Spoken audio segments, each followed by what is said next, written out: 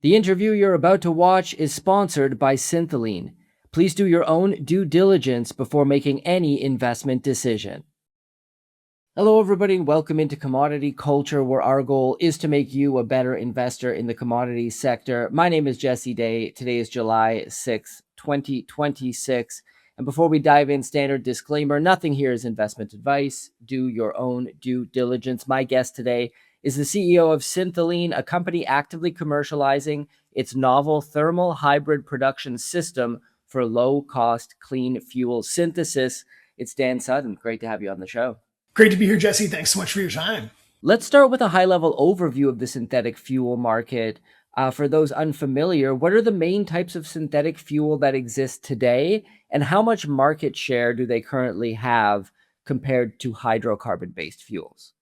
So synthetic fuel has been around a long time. It is, in fact, hydrocarbon-based fuels. Its origins come from the 1920s. A couple guys named Fisher and Trope figured out how to combine carbon monoxide and hydrogen into various chains of hydrocarbons. That led to refining of those chains of hydrocarbons into longer chains and liquid fuels. And essentially anywhere where coal was really abundant, Germany, South Africa, these are places where they use that coal to synthesize these liquid fuels instead of refining them from crude oil. Now, as crude oil became more efficient to pull out of the ground, refining it more effectively, the cost became more weighted towards a preference for liquid fuels based on crude oil, as we use mostly today. But more recently, this Fischer-Tropsch process has been applied to things like waste to fuel synthesis projects, biofuels, sometimes use Fischer-Tropsch, and renewable electricity, such as that from wind or solar, often intermittent sources, which can create pretty high cost bases. They can be used in this fuel synthesis process as well. So it's been around a long time, but it's just recently been applied to clean fuel or fuel that can mitigate some of the negative externalities that we associate with fossil-based hydrocarbons, emissions profiles, supply chain interruptions, as we've seen more recently. But synthetic fuel has always had a cost problem, especially when it's attached to intermittent renewables that then require a huge amount of battery capex. And then through this Fischer-Tropsch process, right now, the industry standard cost is about 5 to 7 times the price of fossil fuels. And so I think it's largely viewed by industry and by oil and gas companies as kind of a pricey science experiment. And we really need to see technologies such as that which Syntholene is working on attack this core cost issue. If we were closer to striking distance, if cost competition with fossil fuels, that would make it a lot more palatable for end consumers and large-scale industrial investors. And that is the exact problem set that Syntholene exists to solve. So right now, to your question, it's a pretty small component of the entire liquid hydrocarbon mix. I would imagine of all the fuels consumed globally, it's well less than 1% is synthetic fuel. We got a slightly larger component that's biofuels and bio-based, and there's lots of policies and mandates that encourage the consumption of these cleaner fuels across various different jurisdictions. But once that cost problem gets cracked, then we have a pathway to see really substantial substitution from these really abundant sources of hydrogen and carbon, which are two of the most common elements, atoms on Earth. If we can just find the way and prove the way to combine those effectively and efficiently in a way that's cost competitive with fossil fuels, I believe firmly from my time in Syntholene now that we'll be using synthetic hydrocarbon fuels for many, many decades and centuries long after we've finished with fossil-based hydrocarbons. I want to get into Syntholene's process a little bit later and how you are cracking that cost issue. First, I want to home in on e-fuels here for a moment. This seems to be the most promising kind of synthetic fuel. Can you dive a bit deeper into what makes e-fuels potentially commercially viable in the future? And maybe some color on why this isn't just a story of, lowering emissions, but actually an improving performance as well. Yeah, really interesting. And since the origins of synthetic fuels, the physical properties of these fuels, they are absent a lot of the adulterants that occur in the fossil refinement process. So in an if you're trying to do it economically, it's just really difficult to get the last little bits of copper and cadmium and lead and other adulterants out of your fossil refinement supply chain, especially when you're trying to make high purity fuels like kerosene for aviation or even higher grades of jet fuel, which is kind of our specialty. Whereas when you synthesize hydrocarbon chains, you're weaving together hydrogen and carbon, and your output is molecularly pure. All you get are those hydrocarbon chains that you want, that are associated with the liquid fuel consistency and viscosity that you're targeting. And so it solves kind of passively and inherently this problem of lacking or increased impurities in the fossil refinement process. Now, what does this mean? You get higher energy density in synthetic fuels, and this has been known since the early part of the 20th century.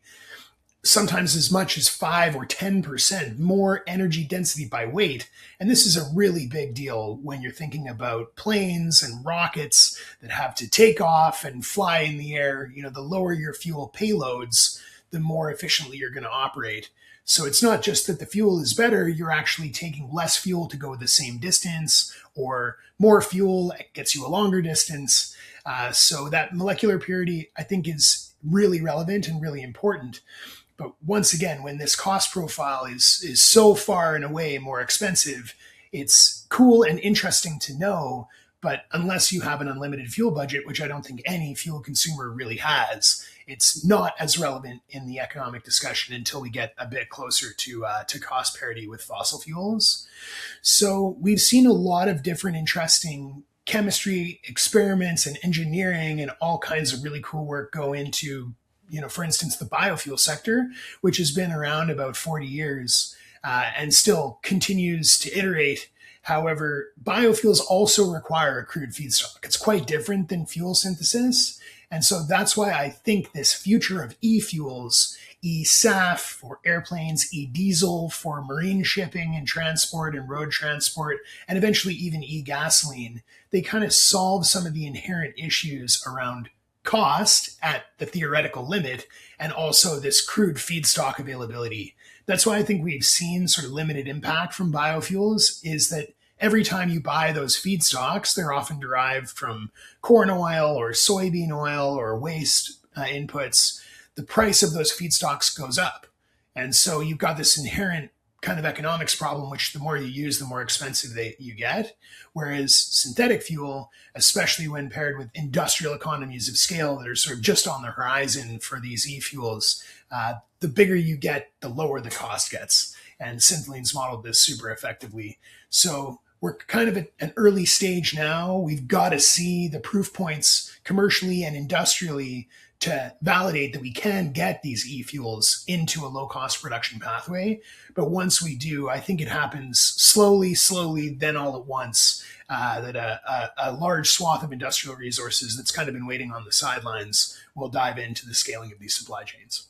Well, I think ESAF, the sustainable aviation fuel side of things, perhaps looks like it's in the most advanced stages compared to other areas of the market, because there are certain incentives and mandates being built around adoption.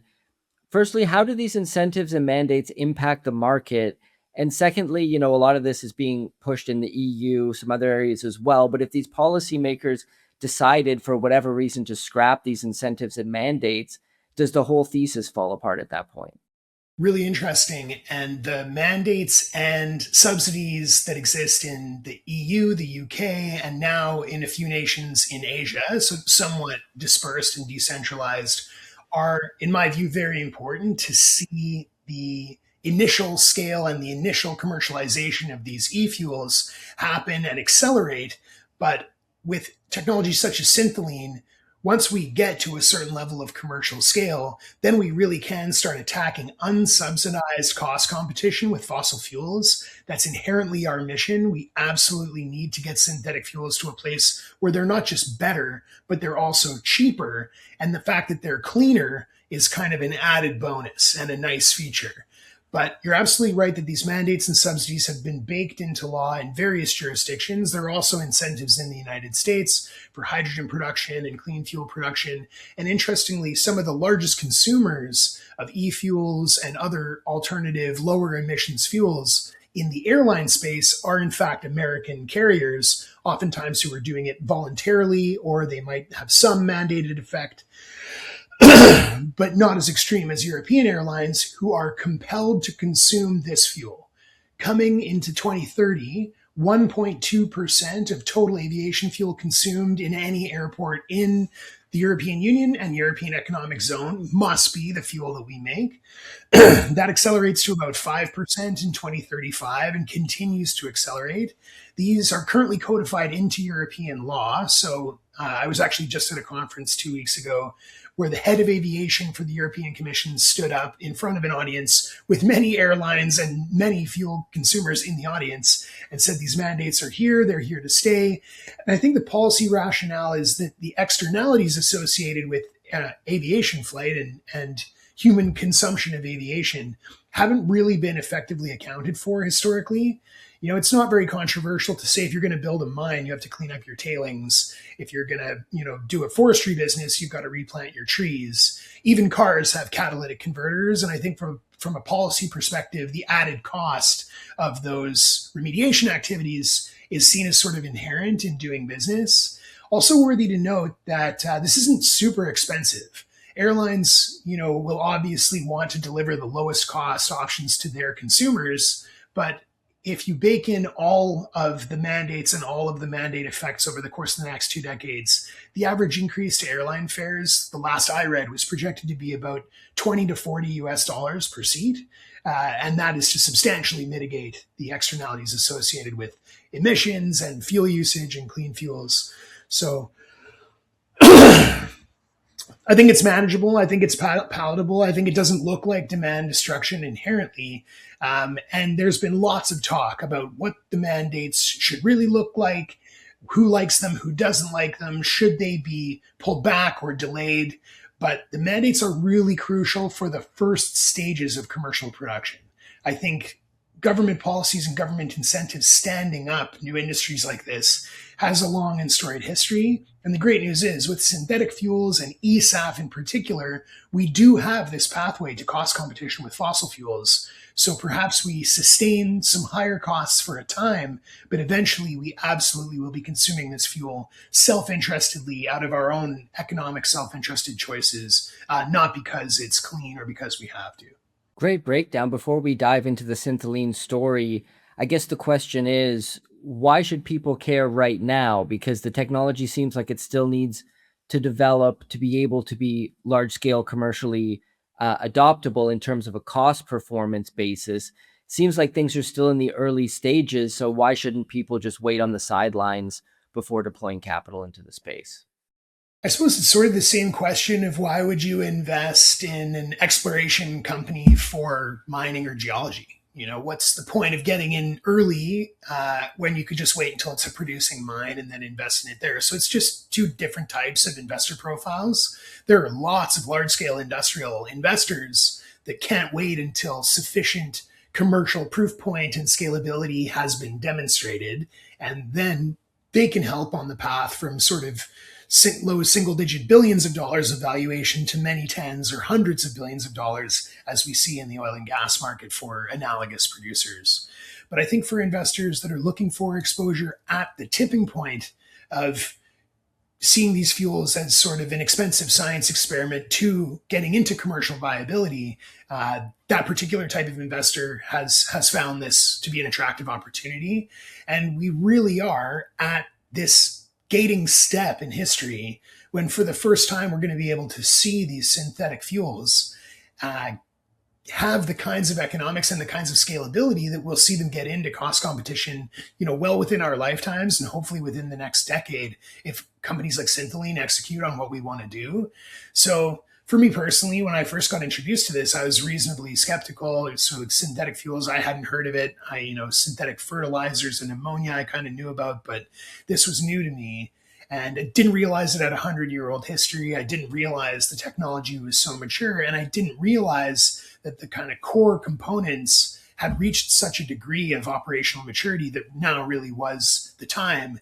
And I think for most investors that I speak to, that familiarity is low. They learn about it, they dive deeper, they get into some form of their own diligence, and they're like, wow, like we're about to completely change the relationship that humanity has with hydrocarbon-based fuels. And getting in on the ground floor of that, it's really hard to overstate the economic importance of producing synthetic fuels cost competitively. Today, we consume 105 million barrels a day of crude oil, and we really need a good substitute. There is no good substitute that we're aware of today that's not a liquid hydrocarbon. Unfortunately, the physical properties of wind energy and solar energy just aren't going to do what we need them to do to power our civilization. And further to that, I would say our entire civilization, like all of our amenities, all of our technologies, all of our luxuries, everything that we consume, everything on your desk, everything around me in my office is at some level brought to us by cheap, abundant hydrocarbons. And without those cheap, abundant hydrocarbons, we'd be living like we were in the 18th century. So this is really important. And for investors who understand that importance, they're excited to get behind us and other companies that are doing this similarly in the space. Well, that's a perfect segue into discussing Syntholene and how the company fits into the overall picture. Could you start by giving us an overview of the company, your overall game plan for the synthetic fuel market, and especially how you plan to bring those costs down to the point where they're competitive with fossil fuels? Yeah, really cool. And Syntholene predates my involvement by almost a decade. I'm really lucky to be partnered with an engineering team who saw this opportunity early and put in a huge amount of elbow grease and effort to take it from sort of early technical proof points into now a degree of industrial confidence and commercial confidence where we really are ready to lean into our first commercial production facility and scale up from there. And so Syntholene rests on this pretty massive industrial change and technological change in the production of low-cost hydrogen. When you're making hydrocarbons, synthetic fuels, ESAF, e-diesel, whatever you're making, you can assume that about 70% of the cost base of getting to that hydrocarbon chain that you want to is locked in the efficient production of hydrogen. Hydrogen is the hydro in the hydrocarbons, and historically its production has been very inefficient and very expensive. And so Syntholene was built on the back of this advent of a new type of hydrogen production mechanism, a high temperature electrolysis device called the solid oxide electrolyzer cell. This was sort of a science experiment in the early 2000s. It turned into maybe a commercially viable prototype in the early 2010s. Through the 2010s, a lot of big companies invested in its scalability, its durability, its supply chains. Companies like Bloom and Topsoe and ThyssenKrupp and all these industrial giants that said this really is going to be a critical part of the future of our energy mix. And the SOEC has two really critical advantages over the historic ways that we've produced hydrogen, which are low temperature electrolysis systems called things like proton-electron membrane and alkaline systems, once again, whose histories go back almost 100 years. We've known how to do this a long time. We've just never quite been able to do it efficiently. Now, PEM and alkaline, they produce at an efficiency rating of about 55 to 60 kilowatt hours of electricity to produce 1 kilogram of hydrogen. SOEC blows that out of the water right out of the gate because of its high temperature operations. When it cracks hydrogen from water, it's better at agitating that molecule and getting it ready for a more efficient cracking into hydrogen and then oxygen, which is a co-product. And it does that really effectively just with electricity, probably about sub 40, 37 kilowatt hours per kilogram of hydrogen. And so that in of itself is a huge advantage. It's already more efficient. It uses less electricity. But the other feature of SOECs that make them really interesting and is core to Syntholene's thesis is that it can also accept heat as an energy input.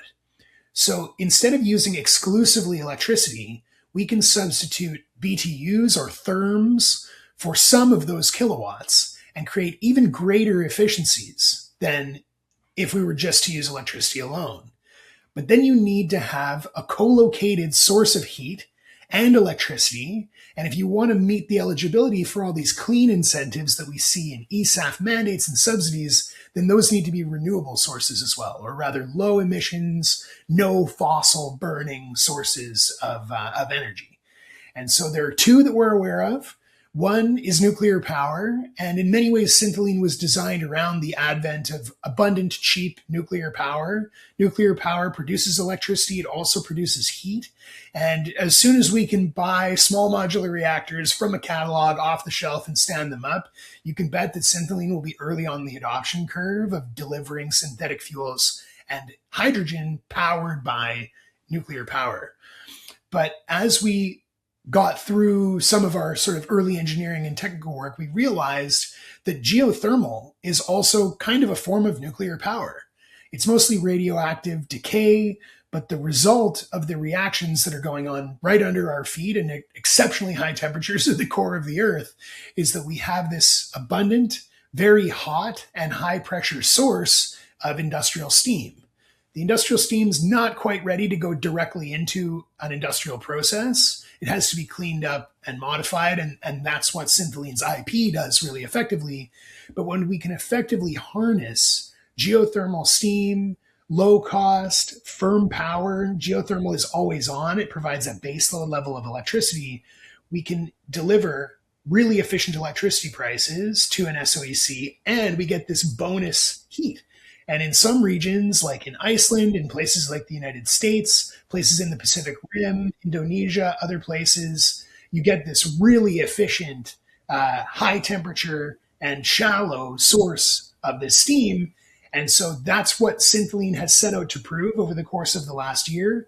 We've just stood up a demonstration facility in Iceland that effectively integrates geothermal steam and geothermal electricity to operate one of these SOECs. And it is operating today, and it is operating at those exceptional efficiencies that we anticipated from that SOEC sort of lab scale development. So I think we really are in a place now where we can say this thermal integration pathway and the utilization of this new SOEC technology, that gives us the hydrogen prices that we need to be able to say, okay, the hydrogen component has been solved.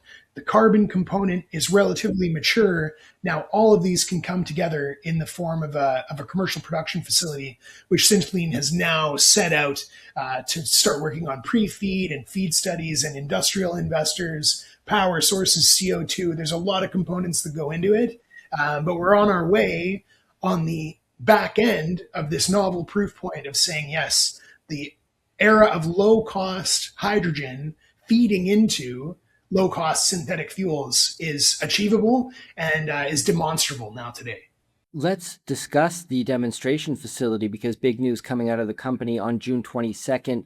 You announced you completed construction of the Iceland demonstration facility 6 months ahead of schedule and have commenced operations there. Walk us through those details and what they mean for the company moving forward.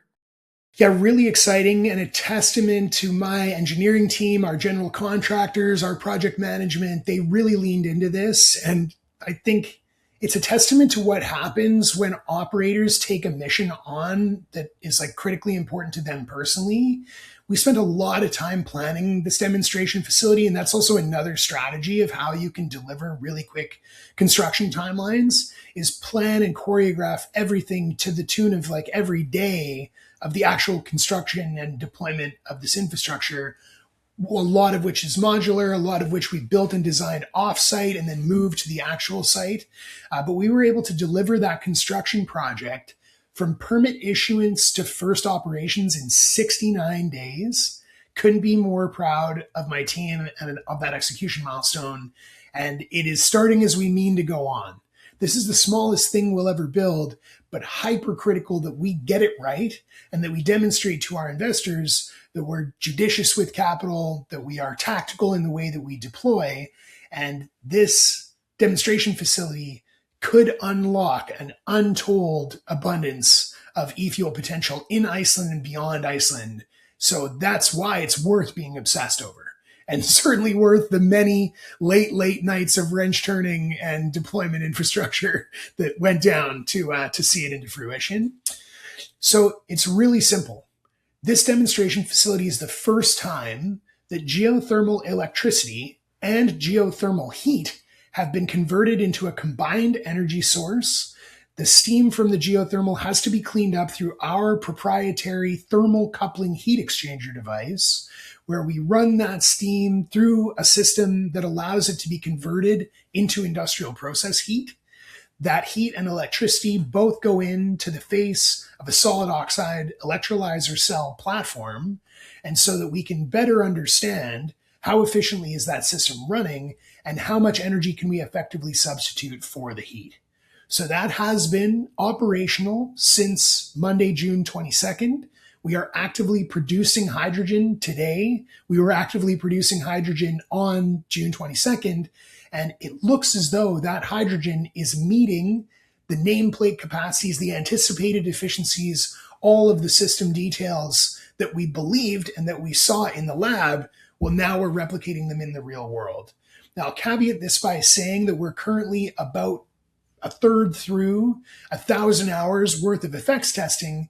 We're going to take all of that data that we learn in these effects tests. The effects tests run a battery of kind of spool up, spool down, scrubbing the system, depowering it, checking for robustness, checking for durability, pushing the edges of the system and understanding like where the ideal optimal operating parameters are. So we will understand in a preliminary way how the efficiencies are working, but it won't be until we've completed that effects test and then taken all of that data, farmed it out to a third-party validation team that'll be a company that specializes in analyzing this kind of data and having them qualify, okay, these guys really did get what they thought they were going to get, or they replicated the results that we've already seen in the lab. And so that's the next critical step that we're currently underway on. But at this time, I can say that at least the preliminary results look really promising. It looks like we're on the right track. It looks like we haven't had any massive red flags or surprises or breakdowns of critical systems. So really pleased that that construction project led to a system that actually works. Sometimes the demo systems that companies build don't play out quite the same way. And really looking forward to being able to bring that third-party validated data set to fruition, hopefully a bit later this year. Well, that sounds like one of the main catalysts that shareholders can look forward to coming out of the company. What other news flow can shareholders expect up ahead? Any other catalysts you see on the horizon that people should be watching out for? Or maybe if you just wanted to emphasize some more of that impetus from putting this demonstration facility online early. Basically, what should shareholders be watching out for the remainder of the year from Syntholene? Absolutely. And it all stems back probably to this demonstration facility and its results. And Syntholene has said publicly that our core objectives, even at a small commercial scale, are to be able to produce hydrogen below $2 per kilo. It's feasible that at an industrial scale, we may even approach $1 or sub $1 per kilo. And these are nothing short of earth-shattering numbers. Like hydrogen and its derivatives, e-fuels, synthetic ammonia, synthetic fertilizers, all different kinds of hydrogen-based products. You could use hydrogen to run steel mills and cement factories and heavy manufacturing if only it was cost efficient. And so I want to ask your audience just for a moment to go to your favorite AI chat tool, ChatGPT, Claude, Grok, whatever you're using, and ask it, what is a company that can produce green hydrogen below $2 a kilo going to be worth? And this is the gating step that unlocks all of these derivatives, all of these pathways. No one's been able to do it yet. And Syntholene may be able to be one of the first, if not the first, to be able to deliver a bankable, proven, demonstration facility validated pathway to this $2 per kilo. Now, this is really important to our fuel customers and to our end supply chain, and being able to deliver these cost-efficient fuels and cost-efficient hydrogen derivatives is really exciting to our customers. So I think that's another set of catalysts. Keep an eye out for ongoing customer discussions from Syntholene, perhaps offtakes or indications of interest from companies that can afford to buy large volumes of these fuels. That's, I think, a really interesting catalyst. But on the back of validated results that were somewhere in the range of $2 or below that and on our way to even lower costs, we definitely want to bring in some strategic partners to help us scale up. We're not going to be able to do this all on our own. And there are lots of companies, large industrials, oil and gas companies, energy companies, a diversity of very well-heeled infrastructure developers that have kind of been waiting for hydrogen to get into this striking distance of sub $2 a kilo. And so I think that's another set of relationships that I'm working hard to build. We really want to give these guys the validation and the confidence that they can say, okay, this is really ready for commercial scale up now. And if we do that, it's a great signal to the rest of our investor base that Syntholene's not out here on our own doing this. We're going to partner with some of the most effective industrial and energy companies in the world in terms of our scale up. And then more materially to our commercial scale up ambitions, we got to get lots of power. We've had lots of discussions with Icelandic utilities and other power providers. And so those will be really important through the end of the year. And then access to other feedstocks like CO2 and all the components that come together to enable a commercial scale production platform. So to sum it up, keep a good eye out for the demo facility results, keep an eye out for the third-party validation of those results, and then keep an eye out for the kinds of partners, partner prospects, customers that those results bring into our camp.